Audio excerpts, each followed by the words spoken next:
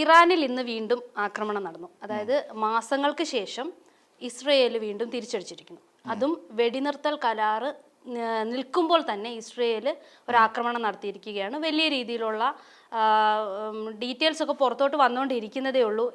ആളപായമുണ്ടോ, ബാക്കി എന്തൊക്കെ നാശനഷ്ടങ്ങൾ സംഭവിച്ചു എന്നുള്ള കാര്യത്തിലുള്ള വിവരങ്ങൾ വന്നുകൊണ്ടിരിക്കുന്നതേ ഉള്ളൂ. എന്താണ് പറയാനുള്ളത്?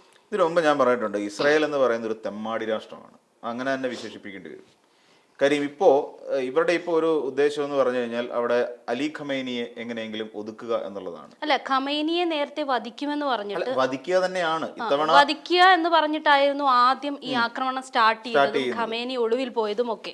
അപ്പം ഖമൈനിയെ സംബന്ധിച്ചുള്ള ഒരു പ്രധാന പ്രശ്നം ഇപ്പം ഈ അക്രമം നടക്കുമ്പോൾ നമ്മളൊന്ന് ആലോചിച്ച് നോക്കുക. ഇറാൻ എന്ന് പറയുന്ന ഒരു ഏറ്റവും ഇതുള്ള ഒരു എന്താ പറയുക ഇസ്ലാമിക രാഷ്ട്രം. ആ ഇസ്ലാമിക രാഷ്ട്രത്തിന് ഇപ്പം എല്ലാ ഇസ്ലാമിസ്റ്റുകൾക്കും ഏറ്റവും പ്രാധാന്യമുള്ള ഒരു സമയത്തിലൂടെ നമ്മൾ കടന്നുപോയിക്കൊണ്ടിരിക്കുന്ന നോമ്പ് സമയമാണ്. ഇതേ നോമ്പ് സമയത്തിൽ തന്നെ ഇസ്രായേൽ എന്ന് പറയുന്ന തെമ്മാടി രാഷ്ട്രം ഇപ്പം വീണ്ടും ഇറാനെതിരെ അക്രമം നടത്തിക്കൊണ്ടിരിക്കുകയാണ്. ഇപ്പം നമുക്കറിയാം, കഴിഞ്ഞ ദിവസങ്ങളിൽ ഈ മാസം തന്നെ ഫെബ്രുവരി മാസത്തിൽ തന്നെ പലസ്തീനെതിരായി നടത്തിയ അക്രമങ്ങൾ, അതിൽ സ്ത്രീകളും കുട്ടികളും അടക്കം നിരവധി പേർ കൊല്ലപ്പെടുന്നു. ഇവർ ഇതിനു വേണ്ടി തന്നെ അങ്ങ് തുനിഞ്ഞിറങ്ങിയിരിക്കുകയാണ്. ഫലത്തിൽ നമ്മളൊന്ന് ആലോചിച്ച് നോക്കും, വെടിനിർത്തൽ കരാർ നിലവിലിരിക്കുകയാണ്. ഈ സാഹചര്യത്തിലാണ് അമേരിക്ക എന്ന് പറയുന്ന അല്ലെങ്കിൽ ട്രംപ് എന്ന് പറയുന്ന ഒരു വിധ്വംസക ശക്തിയുമായി ചേർന്നുകൊണ്ട് ഇപ്പം ഈ പണി കാണിക്കുന്നത്. ഇപ്പം എന്താ ഇവരുടെ ഉദ്ദേശം? ഇപ്പം ടെഹ്റാനിലാണ് വളരെ പ്രാധാന്യമുള്ള ടെഹ്റാൻ നഗരത്തിൽ അവരുടെ സൈനിക കേന്ദ്രങ്ങൾ അടക്കം നിൽക്കുന്ന വളരെ തന്ത്രപ്രധാനമായ സ്ഥലത്ത് തന്നെയാണ്. അതായത് ഖമൈനിയുടെ ഓഫീസിനോട് ചേർന്നിട്ടാണ് ഇപ്പം മിസൈലുകൾ വർഷിച്ചുകൊണ്ടേയിരിക്കുകയാണ്. ഇതെങ്ങനെയാണ് ഈ പറയുന്ന ലോകരാജ്യങ്ങൾ നോക്കിയിരിക്കുക? ഇതിനകത്ത് ഇന്ത്യ ഭയക്കേണ്ട ചില കാര്യങ്ങളുണ്ട്. എന്താണെന്ന് ചോദിച്ചാൽ, ഇന്ത്യയിൽ എന്തുകൊണ്ട് കഴിഞ്ഞ ദിവസം നമുക്കറിയാം നരേന്ദ്രമോദി നമ്മുടെ പ്രധാനമന്ത്രി ഇസ്രായേലിൽ ഇയാളുമായിട്ട് നെതന്യാഹുവുമായി കൂടിക്കാഴ്ച നടത്തി.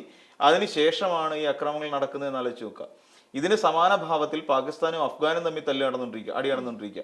അപ്പൊ യുദ്ധങ്ങളുടെ ഒരു വിരളി പിടിച്ച കാലത്തിലേക്ക് നമ്മളുടെ ലോകം മുന്നോട്ട് പോകുന്നു എന്നുള്ളതിന്റെ ദുസ്സൂചനകളാണ് നമുക്ക് ലഭിച്ചുകൊണ്ടിരിക്കുന്നത്. ഇപ്പൊ ഇറാനെ സംബന്ധിച്ചിടത്തോളം ഇറാന് റഷ്യ പിന്തുണ നൽകുന്നുണ്ട്, അതോടൊപ്പം ചൈന പിന്തുണ നൽകുന്നുണ്ട്. ഈ രണ്ട് രാജ്യങ്ങളും വളരെയധികം മുന്നോട്ട് നിൽക്കുന്ന രണ്ട് രാഷ്ട്രങ്ങളാണ്, ഈ രണ്ട് ശക്തികളാണ്. ഈ ശക്തികൾ രണ്ടും ഇവർക്ക് കൊടുക്കുകയും അമേരിക്ക എന്ന് പറയുന്ന ശക്തി ഇസ്രായേലിന് പിന്തുണ കൊടുത്തുകൊണ്ട് ഈ ഇറാനെ പോലുള്ള രാജ്യത്തെ അതിക്രമിക്കുകയും ചെയ്യുക എന്നുള്ളതാണ്. ഇതിനു മുമ്പ് ഇസ്രായേൽ നടത്തിയിട്ടുള്ള എല്ലാ ആക്രമണങ്ങളും നമ്മുടെ അടുത്ത് പരിശോധിച്ച് നോക്കി. ഇറാനെതിരായി നടന്നത്, ഇതിനു മുൻപ് നടന്ന അക്രമം എങ്ങനെയായിരുന്നു, എന്തിനായിരുന്നു? ആയുധ ശേഖരങ്ങളുണ്ട് എന്ന് പറഞ്ഞിട്ട് അവിടെ ഇറാന്റെ എന്നിട്ട് എത്ര ആയുധ ശേഖരങ്ങളാണ് അവർ പിടിച്ചെടുത്തത്? ഒന്നും പിടിച്ചെടുക്കാൻ സാധിച്ചില്ലല്ലോ. അതിനുശേഷം അവരുടെ അണുവായുധങ്ങളെല്ലാം കൂടെ നശിപ്പിച്ചു, അവരുടെ അണുവായുധ ശേഖരം പൂർണ്ണമായി നശിപ്പിച്ചു എന്ന് വലിയ വീമ്പിളക്കിയല്ലോ. അമേരിക്ക ട്രംപ് തന്നെയല്ലേ പറഞ്ഞത്, ഞങ്ങളെല്ലാം നശിപ്പിച്ചു. എവിടെ നശിപ്പിച്ചു? എല്ലാം വളരെ സേഫായിട്ട് ഇപ്പോഴും ഇറാന്റെ പക്കൽ തന്നെയുണ്ട്. എന്നിട്ട് എന്തുകൊണ്ടാണ് നിർത്തിയത്? ഇറാൻ അമേരിക്കയെ കയറി ചൊറിഞ്ഞു. ഇറാൻ നേരെ അമേരിക്ക അടിച്ചു. ജിദ്ദയിലെ അവരുടെ ഇത് തകർക്കാൻ വേണ്ടിയിട്ട് അവരുടെ സൈനിക താവളത്തിനുണ്ടായി ഒരു തുള്ളി രക്തം പൊടിയാതെ അവർ ആക്രമണം നടത്തി. ആ അക്രമം കണ്ട് അമേരിക്ക ഭയന്നു പോയി. അമേരിക്കയോട് എന്താ പറഞ്ഞത്? അമേരിക്കയോട് പറഞ്ഞത്, നിങ്ങളുടെ കപ്പലുകൾ നിങ്ങളുടെ തീരത്തേക്ക് അടുക്കുന്ന സമയത്ത് അതിനുള്ളിൽ നിങ്ങളുടെ സൈനികരുണ്ടാകും, നിങ്ങളുടെ സൈനികരുടെ ചേതനയേറ്റ ശരീരങ്ങൾ ഉണ്ടാകും എന്ന കൃത്യമായ മുന്നറിയിപ്പ് കൊടുത്തിട്ടുണ്ടായിരുന്നു. അപ്പൊ ആ മുന്നറിയിപ്പിന്റെ കൂടി അടിസ്ഥാനത്തിലാണ് ശരിക്കും അമേരിക്കയ്ക്കൊരു ഭയം ഉണ്ടാകുകയും ഒടുവിൽ ഇങ്ങനെ ഒരു വെടിനിർത്തൽ കരാറിന് വേണ്ടിയിട്ട് അമേരിക്ക പരിശ്രമിക്കുകയും ചെയ്തത്. തിരിച്ച് ഇറാൻ ആക്രമിക്കുമ്പോൾ ഇറാൻ വലിയ തെമ്മാടി രാഷ്ട്രമായി മാറുന്നു. എന്നാൽ ലോകത്ത് ഏറ്റവും കൂടുതൽ നാശമുണ്ടാക്കിക്കൊണ്ടിരിക്കുന്ന, ഏറ്റവും കൂടുതൽ ഹമാസിന് എതിരായിട്ടും പലസ്തീനികൾക്കെതിരായിട്ടും നമുക്കറിയോ, ഏറ്റവും കൂടുതൽ മാധ്യമപ്രവർത്തകർ കൊല്ലപ്പെട്ടത് ഇസ്രായേലിന്റെ അക്രമത്തിലാണ്. ആലോചിച്ച് നോക്കൂ. നമ്മൾ അതൊക്കെ കേട്ട് കഴിയുമ്പോഴാണ് നമ്മൾ ഞെട്ടലോടുകൂടി നോക്കുന്നത്. മാധ്യമപ്രവർത്തകർ, കുട്ടികള്, കുഞ്ഞുങ്ങളെ ആക്രമിക്കുക. ശരിക്കും പറഞ്ഞാൽ ഇവർ അത് ഇങ്ങനെ ടാർഗറ്റ് ചെയ്യാറുണ്ട്. കാരണം ഈ സ്ത്രീകളും കുട്ടികളും ഏറ്റവും കൂടുതൽ ഉള്ള സ്ഥലത്ത് കൊണ്ടുവന്നിട്ടാണ് ഇവർ ഏറ്റവും കൂടുതൽ ഈ പറയുന്ന മിസൈലുകളൊക്കെ ഇട്ടിട്ട് പോകുന്നത്. ഏറ്റവും കൂടുതൽ കുട്ടികൾ മരണപ്പെട്ടിട്ടുള്ളതും. ഇതിനകത്ത് വേറൊരു പ്രശ്നം എന്ന് പറഞ്ഞു കഴിഞ്ഞാൽ, നേരത്തെ ഇറാൻ ഇസ്രായേൽ യുദ്ധം നടന്ന സമയത്ത് ഇസ്രായേലിനെ ശരിക്കും തകർത്ത് കളഞ്ഞിട്ടുണ്ട് ഇറാൻ. എന്ന് വെച്ച് കഴിഞ്ഞാൽ പൂർണ്ണമായിട്ടും നശിപ്പിച്ചു എന്ന് പറയാൻ പറ്റത്തില്ലെങ്കിലും ഒരു 80-85% നാശത്തിന്റെ അവസ്ഥയിലോട്ട് ഇസ്രായേൽ എത്തിയ സമയമാണ് മുന്നേ ഉണ്ടായിരുന്നത്. ഇപ്പൊ ഇവര് തിരിച്ചടിച്ചു. അപ്പൊ ഇവരുടെ പിന്നില് വലിയ ശക്തികൾ ഉണ്ടാവൂലേ? നമുക്ക് അമേരിക്കയെ തന്നെ പറയാം. അമേരിക്കയാണല്ലോ അവർക്ക് പിൻബലം കൊടുക്കുന്നത്. നമുക്കറിയാം, കഴിഞ്ഞ യുദ്ധത്തിൽ ഇസ്രായേൽ ഏത് രീതിയിൽ അധപ്പതിച്ചു എന്നുള്ള കാര്യം നമുക്കറിയാം. അവർക്ക് സാമ്പത്തികമായി ഒരു യുദ്ധം നടക്കുന്ന സമയത്ത് ഓരോ രാജ്യത്തിനും ഉണ്ടാകാവുന്ന ബുദ്ധിമുട്ടുകളുണ്ട്. സാമ്പത്തികമായി വല്ലാത്ത ഞെരുക്കത്തിലേക്ക് പോകും. അവരുടെ പിന്നെ പ്രൊഡക്ടിവിറ്റി കുറയുന്നു, ഉൽപാദനക്ഷമത കുറയുന്നതോടെ GDP-യിൽ പിന്നെ വലിയ ഇടിവുണ്ടാകുന്നു. അങ്ങനെ വരുന്ന സമയത്ത് രാജ്യം ഭയങ്കരമായ കടക്കണിയിലേക്ക് അല്ലെങ്കിൽ സാമ്പത്തിക ദുരിതത്തിലേക്കൊക്കെ പോകും. അന്ന് ഈ യുദ്ധം നടക്കുന്ന സമയത്ത് ഇസ്രായേലുമായി ബന്ധപ്പെട്ടുകൊണ്ട് ഇസ്രായേലിന്റെ ഒട്ടുമിക്ക സ്ഥാപനങ്ങളും, അതായത് സർക്കാർ സ്ഥാപനങ്ങൾ അടക്കം അടയ്ക്കേണ്ട ഗതികേട് ഉണ്ടായിട്ടുണ്ട്. ഇപ്പം അവിടെ പാർലമെന്റ് തെരഞ്ഞെടുപ്പിന്റെ ഒരു വേദി ഒരുങ്ങിക്കൊണ്ടിരിക്കുകയാണ്. അപ്പം അവിടുത്തെ സ്ഥാപനങ്ങൾ, ഓഫീസുകൾ, ഗവൺമെന്റ് ഓഫീസുകൾ അടച്ചിടേണ്ടി വരുന്നു. ഇതെല്ലാം അങ്ങനെ അടച്ചിടുന്ന ഒരു അവസ്ഥയിലേക്ക് പോകുന്നു. അവരുടെ ഇൻകത്തിന്റെ ഏറ്റവും 85% ഇവർക്ക് ഈ സൈനിക നീക്കങ്ങൾക്ക് വേണ്ടി വിനിയോഗിക്കേണ്ടി വരുന്നു. ഇതോടുകൂടി പലർക്കും അവിടെ പ്രശ്നങ്ങൾ ഉണ്ടായി തുടങ്ങി. അവിടുത്തെ സാമ്പത്തികമായ വല്ലാത്ത ഞെരുക്കത്തിലേക്ക് പോകുന്നു.